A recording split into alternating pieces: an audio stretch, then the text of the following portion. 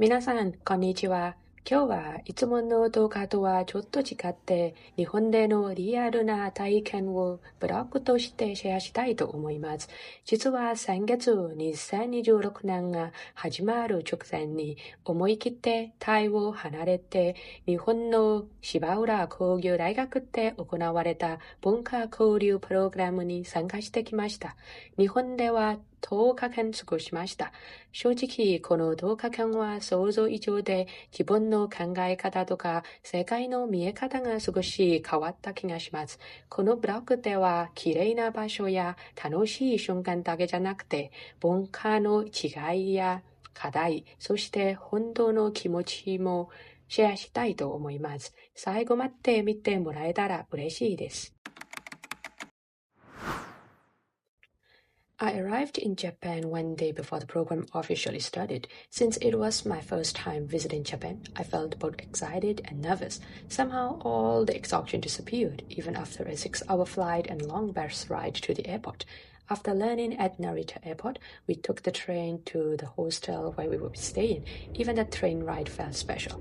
Everything was so quiet, organized, and new to me. The hostel itself was amazing, with manga bookshelves everywhere. It felt cozy and very Japanese. For dinner, I finally tried sushi from Sushiro. I had wanted to try it for such a long time, and it lived up to my expectations. That was one of the moments when it really hit me. I was actually in Japan. I'm standing at Higashi-Omiya Station looking for TAs. Then they led us to the buses. The bus ride to Shibaura Institute of Technology felt surreal. Everything was so clean, so organized, so different.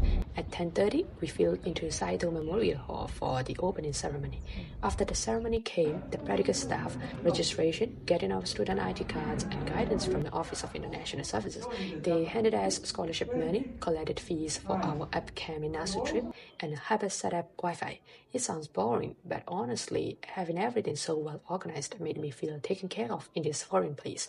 Then came the part I was dreading, ice-breaking activities. If you're an introvert like me, you know the feeling. The team forming session was intense. They divided us into groups, mixing students from different countries.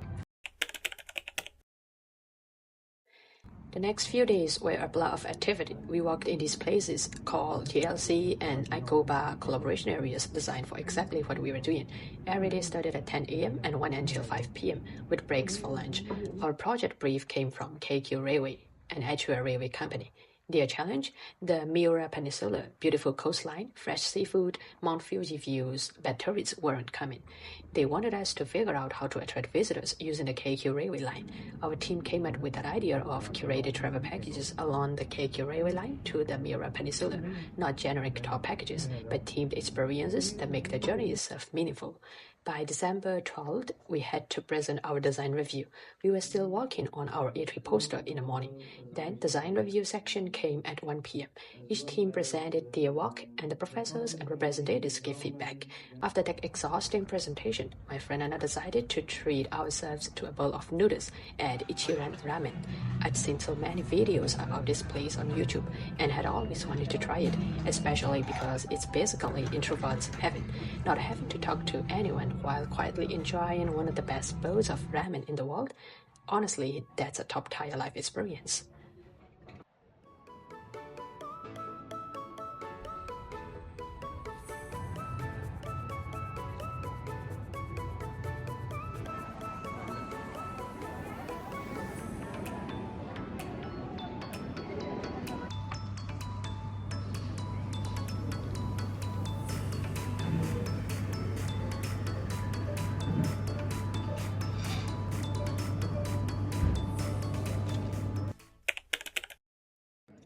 Today, we didn't have any fixed plans, so we spent the morning walking around and placing stickers on the posters we liked. It didn't take long, which meant we still had plenty of time in the afternoon to explore.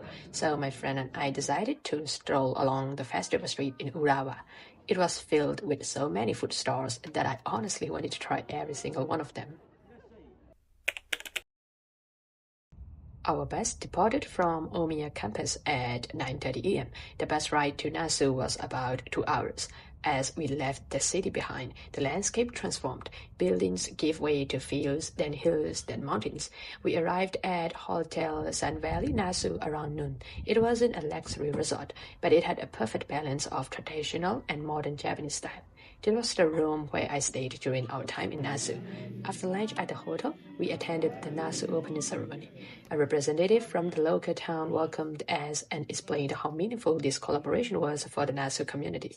For dinner, we enjoyed a buffet, and afterward, each group gave a small cultural presentation. Some groups performed traditional dances, and others did short performances. Our group presented a performance about Japanese sumo, and it turned out to be such a fun and memorable night for me. The next morning, we started the day at 9 a.m. with visits to real sites around Nasu.